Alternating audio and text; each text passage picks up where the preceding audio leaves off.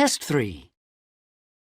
You'll hear a number of different recordings and you'll have to answer questions on what you hear. There will be time for you to read the instructions and questions, and you'll have a chance to check your work.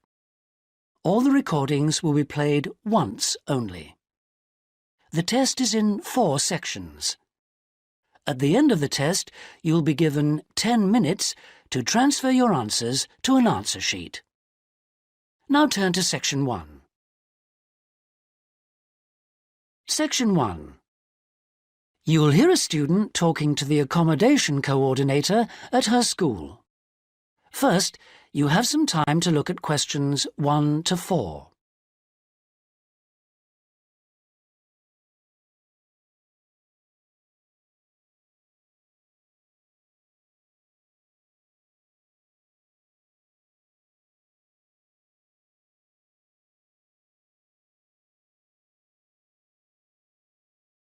You'll see that there is an example which has been done for you. On this occasion only, the conversation relating to this will be played first. Sarah, I've heard that you want to move into a homestay family. Is that correct? Yes, that's right. I've been staying with my aunt, and now my cousin is arriving from Singapore, and my aunt needs the room for him. Oh, that's bad luck. Well, I'll need to get some particulars first. Sarah, what's your full name? Sarah Lim, and that's Sarah without the H at the end. Linda asks for Sarah's full name, Sarah Lim, so this has been written in the notes. Now we shall begin. You should answer the questions as you listen, because you will not hear the recording a second time. Listen carefully and answer questions 1 to 4. Sarah, I've heard that you want to move into a homestay family. Is that correct? Yes, that's right. I've been staying with my aunt, and now my cousin is arriving from Singapore, and my aunt needs the room for him. Oh, that's bad luck. Well, I'll need to get some particulars first. Sarah, what's your full name? Sarah Lim, and that's Sarah without the H at the end.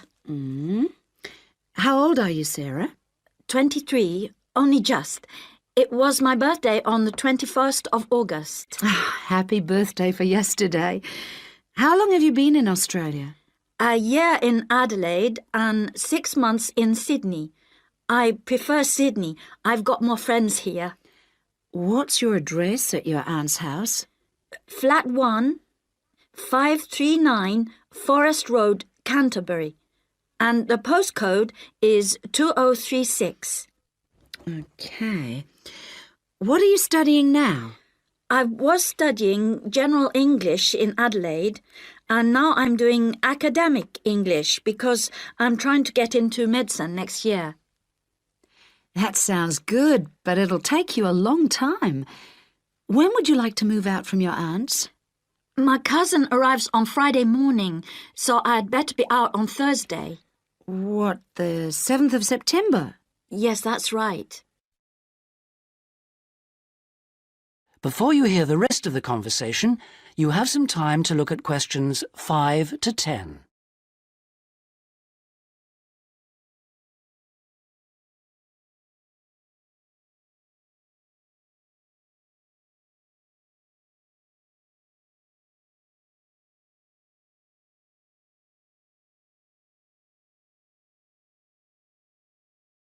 Now listen and answer questions 5 to 10. That doesn't leave us much time. Right, okay. I need to know what kind of accommodation you'd like so I can get you something suitable. Can I share a room with someone else? I've been alone in my room at my aunt's, and I've always shared with my sister, and I like that. Yes, fine. That'll save you money too. Would you like to live with a family, or do you think that a single person would be better for you? I have lots of very nice single people on my books. Do you have any women living alone, retired women? Yes, I have quite a few whose children have grown up and left home. In fact, I have some really lovely retired ladies living by themselves who just love the company of students. Most of them live in flats, but that's not a problem for you, is it? Not at all. I'm used to that. My aunt lives in a flat too, remember? I'm not used to a big house with a garden, swimming pool, pets and all that. Okay, fine. I know quite a bit about what you want now. I should let you know that your rent will be $160 per week. You'll have to pay me $320 as a deposit before you move in. The deposit is as insurance in case you break something. You'll need to pay monthly to me by cash or cheque, I don't mind. You don't need to pay for gas, electricity or water, but you will need to pay your proportion of the phone bill. Most families do that on an honour system, but you'll have to wait and see. Have you got any more questions for me? When will you know where I can go? I'll work on it now. So come and see me tomorrow, and I should have some news for you then. Thanks a lot. Goodbye. See you tomorrow. After lunch would be better for me. Okay. See you then. Bye. That is the end of section 1. You now have half a minute to check your answers.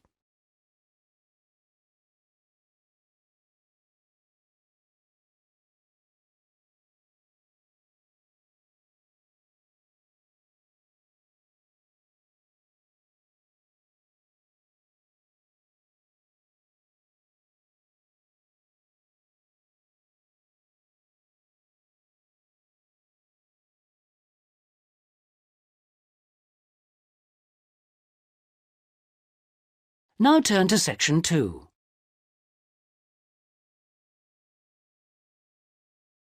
Section 2. You'll hear Jane Hemington talking about this year's summer festival. First, you have some time to look at questions 11 to 14.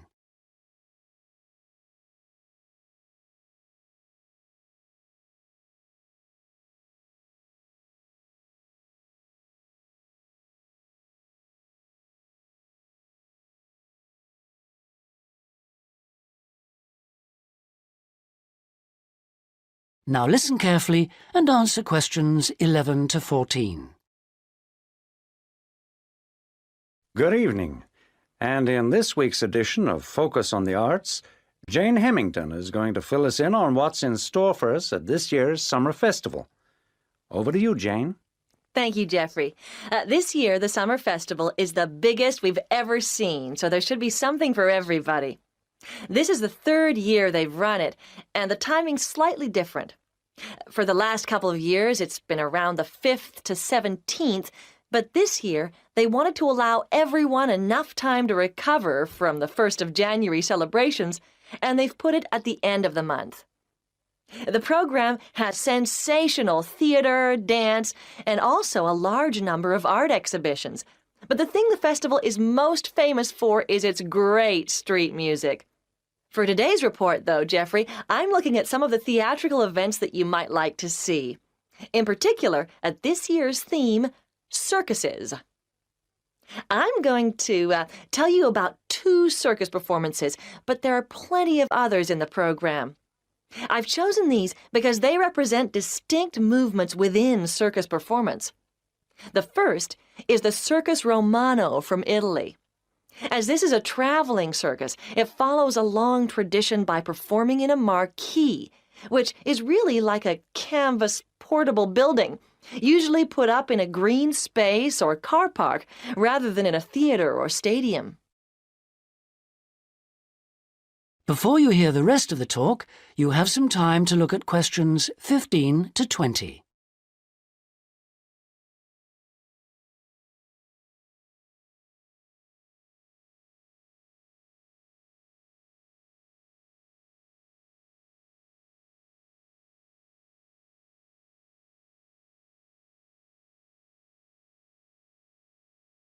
Now listen and answer questions 15 to 20. In spite of this, Circus Romano isn't at all like the traditional circuses I grew up with. There are no animals, just very talented clowning and acrobatic routines. The show has a lot of very funny moments, especially at the beginning. But the best part is the music and lighting. They're magical. At $45, it's very expensive anyway. It's really for adult tastes. In fact, much of it would be wasted on children, so I suggest you leave them at home. The second circus performance is Circus Electrica at the Studio Theater. The purists are suggesting that this isn't a circus at all. It's a showcase for skills in dance and magic, rather than the usual ones you expect in a circus. With only 6 performers, it's a small production which suits the venue well. The studio only seats about 200 people. For my money, it's the aerial displays which are outstanding, as well as the magical tricks, features which are missing from Circus Romano. An interesting feature of the show is that the performers are so young. The youngest is only 14, but it's still well worth seeing. A good one for the whole family. And finally, as it's summer, you may wish to see some of the festival performances that are being presented outdoors, like the famous Mekong water puppet troupe performing in the city gardens this week. Now, water puppetry is amazing. It's large puppets on long sticks, controlled by puppeteers standing waist-deep in the lake. The puppets do comedy routines, and there is some terrific formation dancing. This is a fantastic show, and the best moment comes at the end, seeing the puppeteers. When the troupe walks up out of the water, you get this amazing feeling. It's really hard to believe that what you've been watching is lifeless wood and cloth. As an adult, I had a great time, but I did note that other older people in the audience weren't quite as taken with it as I was. It's a must for young children, though, and that's the audience it's really aimed at. Well, that's all I've time for today, but I'll be back next week with more news of what's worth seeing and what it's best to miss. That is the end of Section 2. You now have half a minute to check your answers.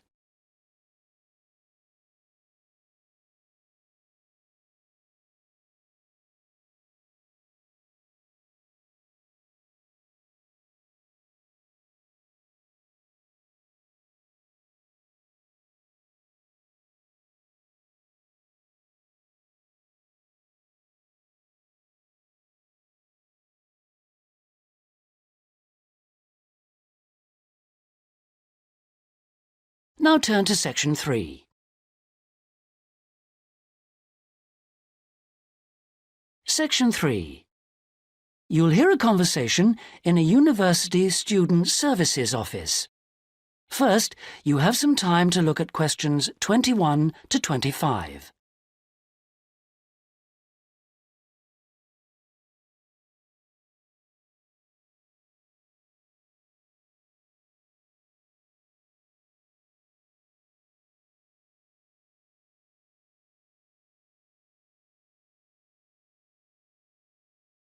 Now listen carefully and answer questions 21 to 25. Hello, I'm Dawn Matthews. Yes, hello. I've been referred to you because I'm inquiring about the refresher courses that you run. I'd like to find out a bit more about them. OK. Well, we run quite a few different short courses for students who are either returning to study or studying part-time. Tell me about your situation. Well, I think that I really need some help in preparing for the coming semester, especially to build up my confidence a bit and help me study effectively because, you see, I've been out in the workforce for nearly 12 years now, so it really is a long time since I was last a student. Yes, it can seem like a long time, can't it? Well, let me start by telling you what courses we have that might suit you. Are you an undergraduate or a postgraduate, arts or sciences? Undergraduate, and I'm in the business faculty. Right then. Well, first of all, there's our intensive Study for Success seminar on the 1st and 2nd of February. Mm-hmm. It's aimed at students like you who are uncertain about what to expect at college and looks at a fairly wide range of approaches to university learning to motivate you to begin your study and build on your own learning strategies. That sounds good. What are some of the strategies that are presented? Well, we try to cover all aspects of study. Some of the strategies in writing, for example, would be improving your planning for writing, organising your thinking, and building some techniques to help you write more clearly. With reading, there'll be sessions aimed at getting into the habit of analysing material as you read it, and tips to help you record and remember what you've read.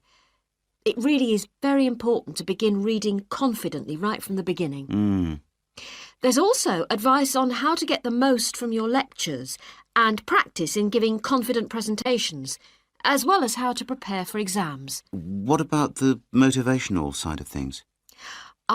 Well, there's a range of motivational exercises that we do to help the students feel positive and enthusiastic about their study.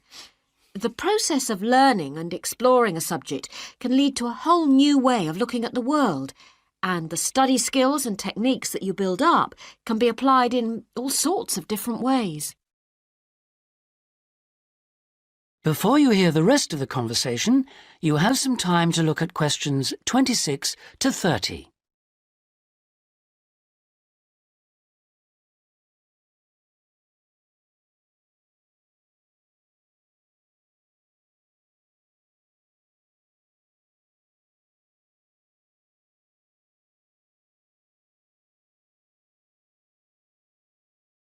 Now listen and answer questions 26 to 30.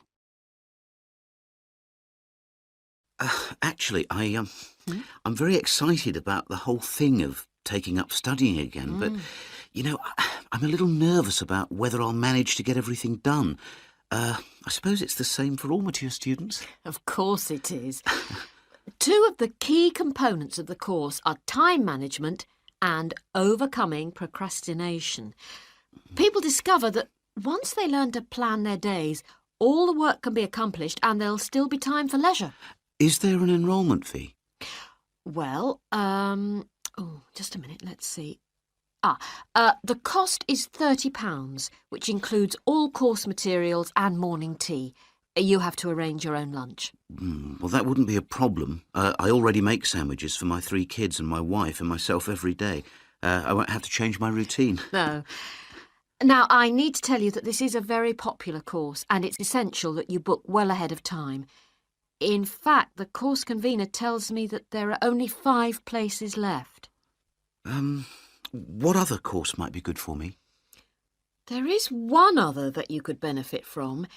It's simply called Learning Skills for University Study and is on 3 consecutive mornings, starting on a Monday from 9 to 12 and costs £25. This is aimed at upgrading the study skills most school leavers have and help them cope with the increased demands of university study. It focuses mainly on making students more responsible for their own success. What sort of things are covered in this course? Well, basically, it's more advanced thinking, note-taking, reading and writing strategies, but also some input about stress management. I think I'd be better off starting from the basics and looking at all the strategies, don't you? Yes, from what you've told me, I think that's more in line with your situation. All right then. Can I book a place on the Study for Success seminar course now? Yes. Let me just get out a registration form and take down your details. That is the end of section 3. You now have half a minute to check your answers.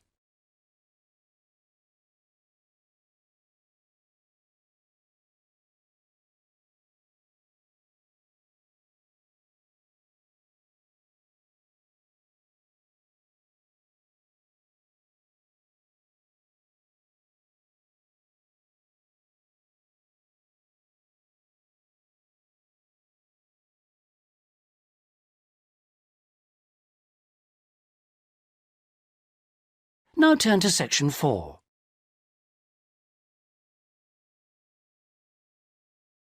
Section 4. You'll hear a student union representative presenting the views of college students about the design of a new building. First, you have some time to look at questions 31 to 40.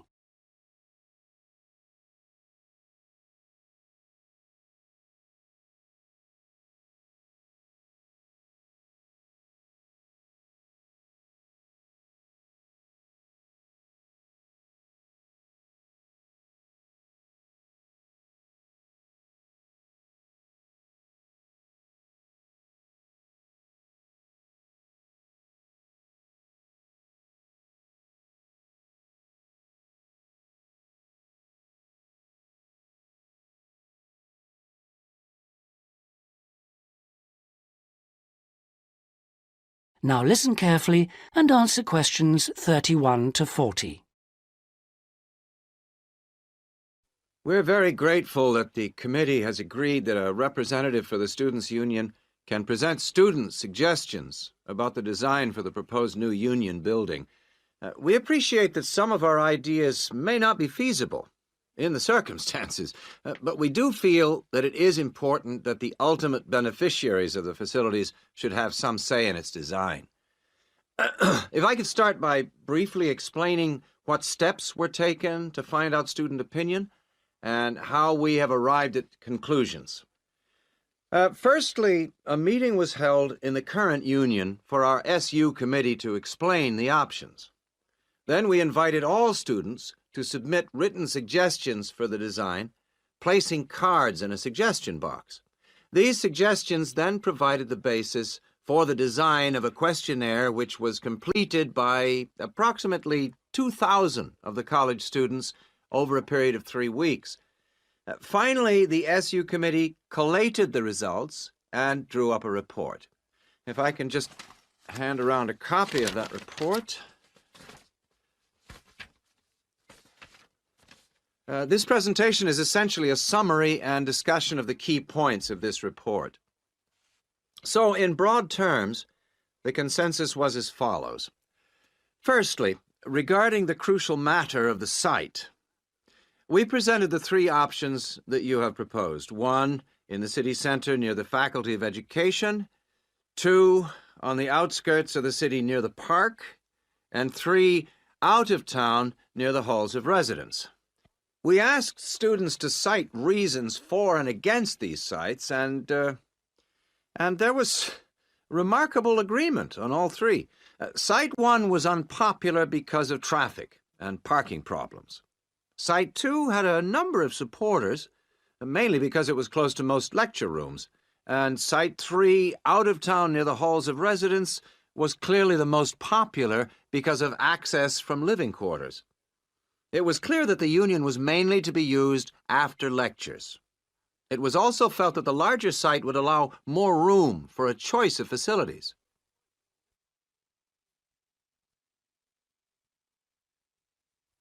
Our second area of interest was obviously the facilities. There was minimal interest in having a library on the premises, but one option seemed to be a reading room instead, more useful.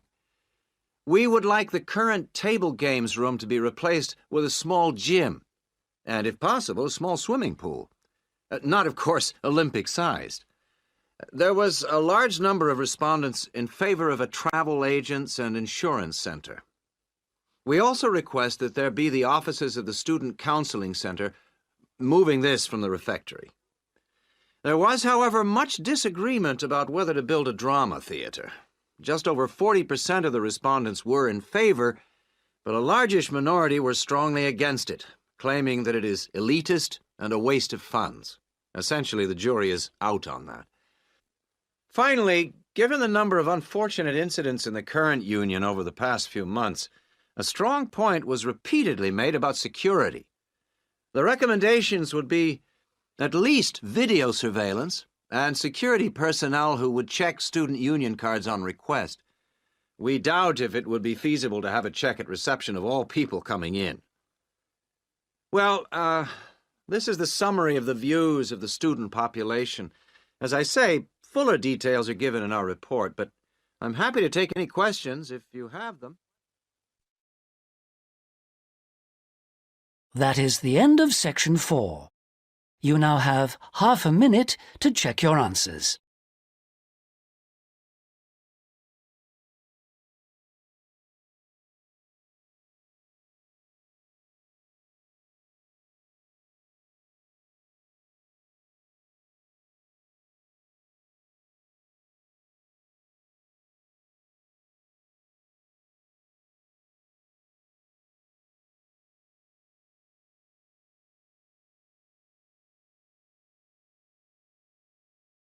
That is the end of the listening test. In the IELTS test, you would now have 10 minutes to transfer your answers to the listening answer sheet.